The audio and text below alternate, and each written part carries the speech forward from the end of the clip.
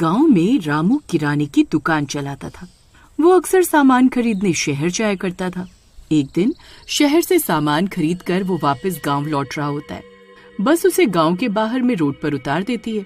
वहां से रामू पैदल ही अपने घर की ओर चल देता है। रात बहुत हो चुकी थी। तभी रामू की पत्नी का फोन आता है। अजी, इतनी रात हो गई, आप आए नहीं अभी तक?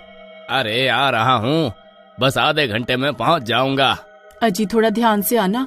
गांव वाले आपस में बात कर रहे थे कि जंगल में कोई आदमखोर भेड़िया घूम रहा है। गांव वालों ने उसकी आवाजें सुनी है। क्या सुनीता, आदमखोर भेड़िया? अरे आदमखोर भेड़िया सिर्फ फिल्मों में होता है, असली में नहीं। तुम मेरी फिक्र मत करो, मैं बस पहुंचने ही वाला हूँ। फिर इतना बोलकर रामू फोन रख देता है और अपने रास्ते चल देता है।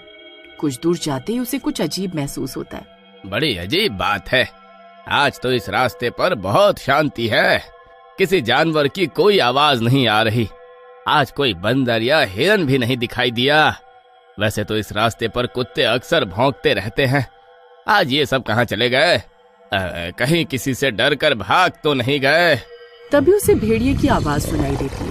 वो डर जाता है। अरे नहीं, यह तो भेड़िए की आवाज है, लेकिन इस जंगल में भेड़िया तो है ही नहीं। फिर ये आवाज कैसी? कहीं सुनीता की बात सच तो नहीं? तभी रामू जोर जोर से भागने लगता है। मुझे जल्दी इस जंगल को पार करना ही होगा। तभी उसे पीछे से भेड़िए की आवाज सुनाई देती है। वो पीछे मुड़कर देखता है तो एक आदमखोर भेड़िया उसका पीछा कर रहा होता है।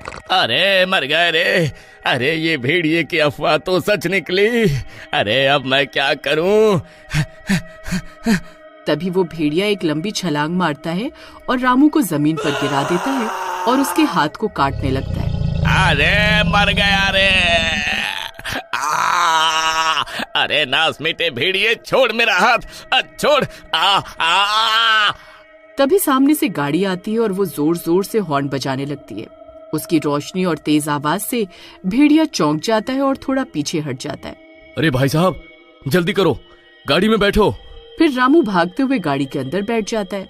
अरे भाई साहब, आपका बहुत बहुत शुक्रिया, आपने मेरी जान बचा ली। अरे बहुत दर्द हो रहा है। ये नास मिटे भेड़िए ने तो मेरा हाथ ही चबा डाला। हाय रे! फिर वो गाड़ी वाला जल्दी से गाड़ी को वहां से भगाना शुरू कर देता है। लेकिन भाई साहब, ये क्या चीज थी? ये कैसा जानवर है? मैंने तो ऐसा पहले कभी नहीं देखा।